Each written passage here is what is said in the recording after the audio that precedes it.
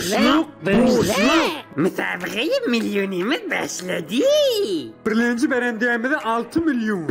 İkinci nefere 4 milyon. Üçüncü nefere 2 milyon. Dördüncü nefere 1 milyon. Beşinci nefere 500 bin tümen. Görelim bir müsabakada şirket edecek olsak ne etmeli? He? Şirket edecek olan hiç iş yoktu. Yani kocadan kulağın 3 saat etmeli. Önce gitmeli Çoban TV'ni follow etmeli. Oğlum Çoban TV'nin followinglerini hem etsin. Yeke hükmen follow etmeli. Oğlum gelmiş postumu da like etmeli. Afancık o da şirket ettin.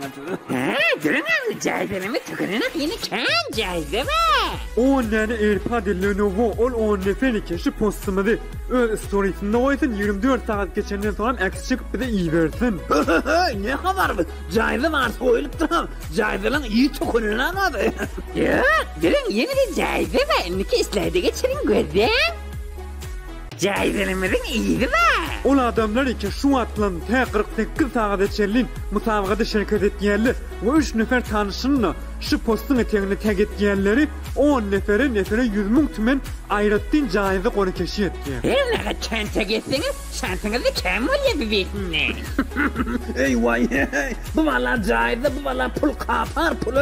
Gözümü de onun yönü kezi berli oti. Hey ayda burada öz cüğümde vurt olmayan yol yokmuşsun ha.